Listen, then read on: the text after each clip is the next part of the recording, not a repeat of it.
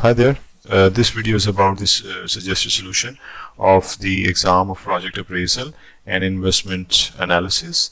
The course code is 409 and this was held in the affiliated colleges of University of the Punjab.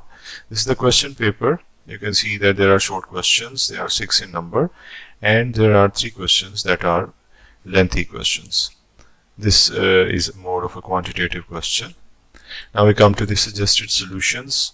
In the suggested solutions, we come straight away to the first part of the short questions, which is requiring us to differentiate between the economic and financial analysis. So this is differentiated in quite a bit of detail here by giving us 5 points of their differences and similarities perhaps. This is about the financial analysis, that the direct costs and benefits are included, but in our economic analysis we include the direct and the indirect costs and benefits as well.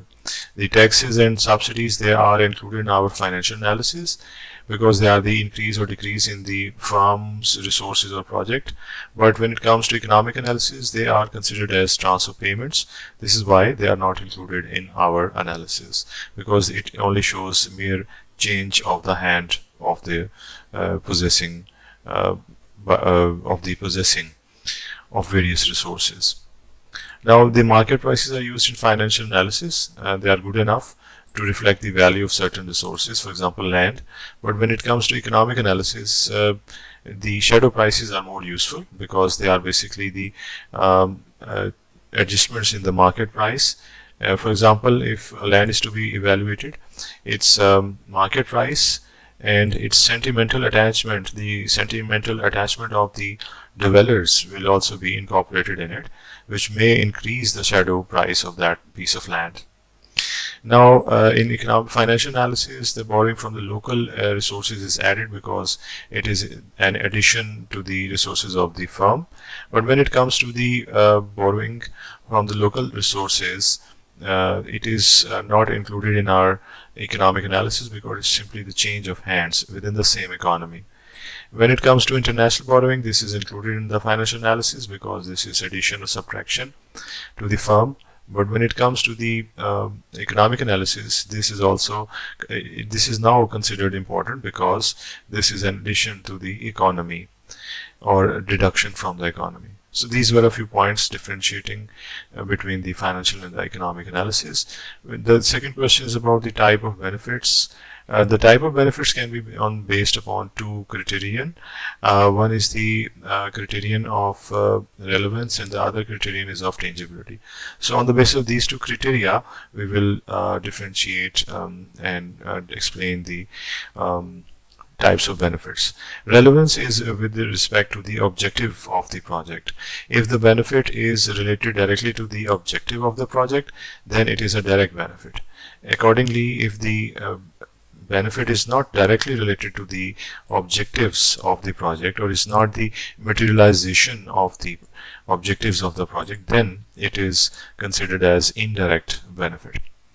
In the same way, we can come to the example. We can say that if we are talking about a project which is aimed at reducing the traffic congestion, it is the reduction in the traffic congestion is the materialization of the objective of the project. So this is a direct benefit.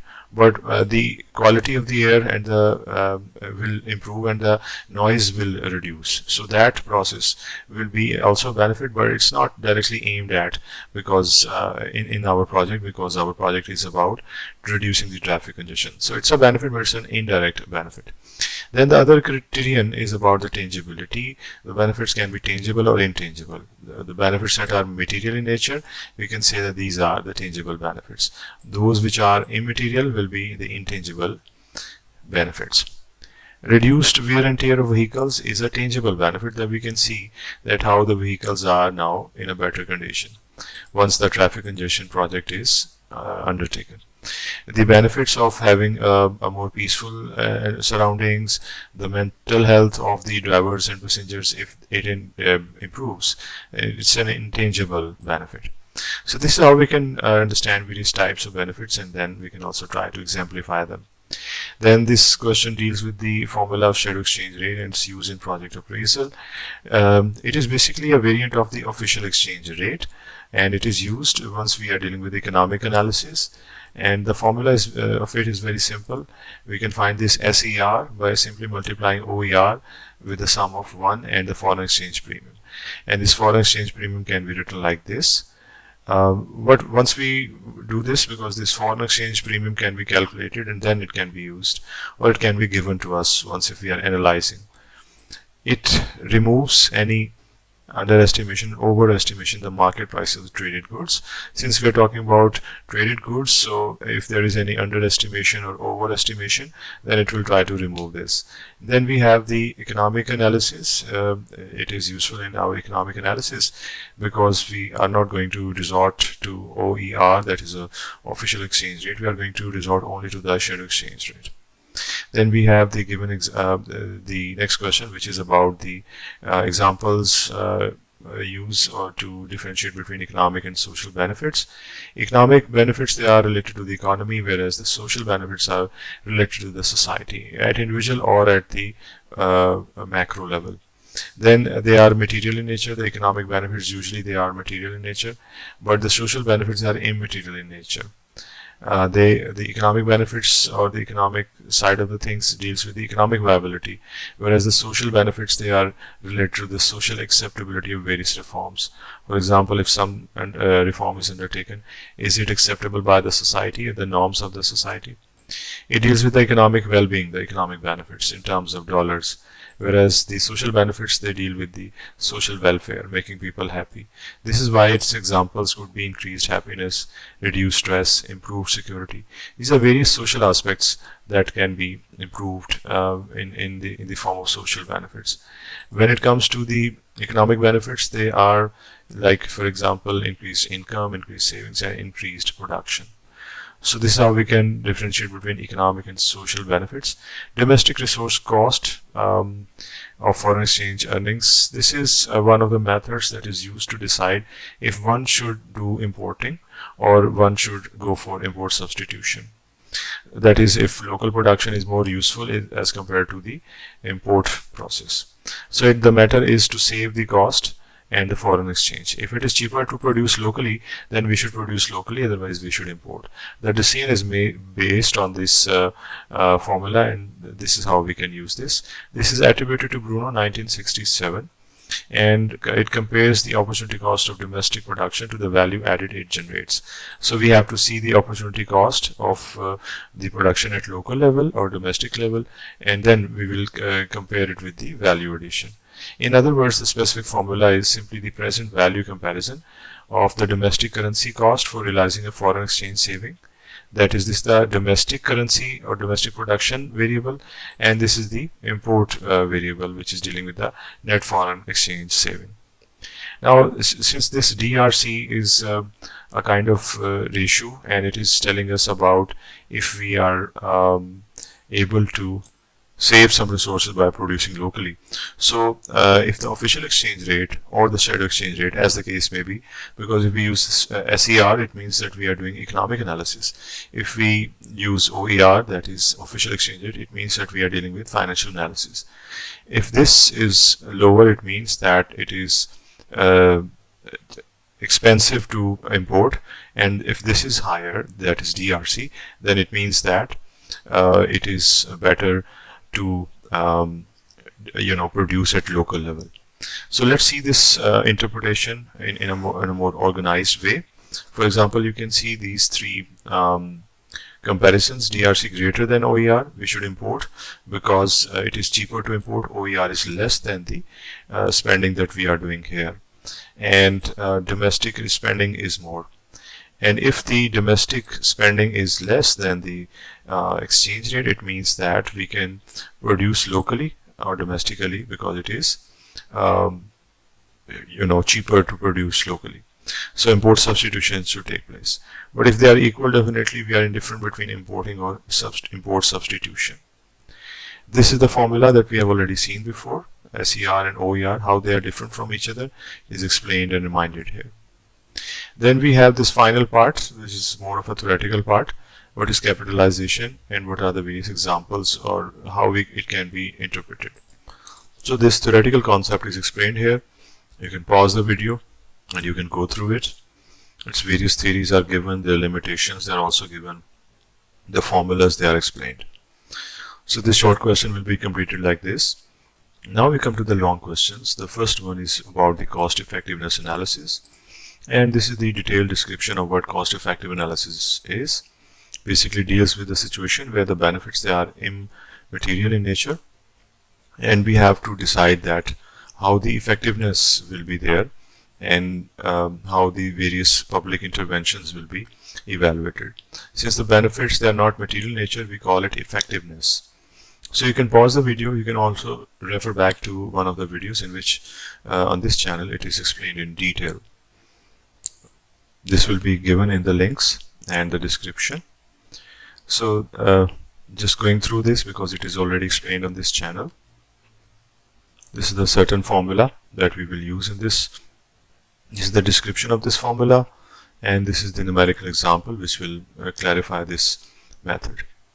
Secondly, there is another theoretical question, and it's about the financial intermediaries and how they play a role in speculation interaction between the financial and the real variables in the economy. It's a very famous quotation that explains quite a bit of it. And then we have the introduction to the financial intermediaries, and then a few flow charts. You can pause the video and read this. How the financial intermediaries function in the whole system in order to function between the real economy and the financial system. So this is a brief interpretation and explanation. You can add more if you want to, but in this solution only this part is explained. Now we come to the fourth and the final question of this question paper. We are given a certain stream of costs and benefits, and the discount rate is assumed to be 12%. There are 10 years in this stream of costs and benefits. Costs are there and the benefits are there. Now we have to find the switching value of costs. So we have to vary the costs. Here we have the time, 10 years, discounting factor at 12%. All those values are calculated by using the formula of discounting rate and then a discounting factor. The costs, they are increased, and here they are increased again. 1% increase in the cost, 10%, and 10 plus 1% will become 10.1. 1 and 1% of it will become 1.01. So in this way we have calculated this new table, this new column, and this is another increase, and this is 6%. Now you can see the difference that we have kept between lower and higher increases is 5%. We have not increased it more because this is the convention. We keep it up till 5 or less in order to reduce the overestimation which is caused in the process of interpolation. The benefits column, it is also given. It will remain the same because we are finding the switching value of costs. Now this is the net benefits column in which the lower increase column of cost is used instead of this. We don't use this, we are using this. This will be the result, and this will be the NPV. And if we use this column of cost instead of that or that, with this benefit column, we will get this result, and this will be the final PKR, which is the NPV. So we see one of them is a positive NPV, the other one is a negative NPV. This is why we can interpolate between them, and we can say that between 1% increase in cost and 6% increase in cost, there lies that certain increase that will make the NPV 0 from positive, and after that it will become negative. So the switching value it is, and it is called accordingly because the switching happens of the signs, and it is found to be 3.88. Let us see how this can be found. We know about the interpolation formula, and here the NPV at 1% increase is this, NPV at 6% increase in cost is this. So this becomes a lower increase in cost, that is 1%, higher increase in cost, that is 6%, accordingly the NPVs. Now this is the formula, and we know about this formula: percentage change in cost of the lower kind, and the difference of the two, higher and the lower changes, and then the NPVs here substituted there. SVC is the switching value of cost, and it is based upon the interpolation formula. Now we substitute all of these values, simplifying this algebraically, and we will get the switching value of cost, which is found to be 3.88 that we just noted a little while earlier. So now we have this 3.88%, the interpretation of which will be simply that if the costs increase by 3.88%, then NPV become 0.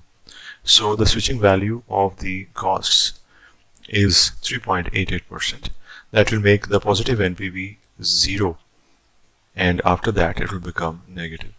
So this is how this question paper for ECON-409 is tried to it is attempted, and I hope that you have found this useful, and I encourage you to subscribe to this channel and request for more similar papers for the suggested solutions. You may like it if you have found it useful as well. So this was the question paper of the project appraisal and investment planning and its suggested solution.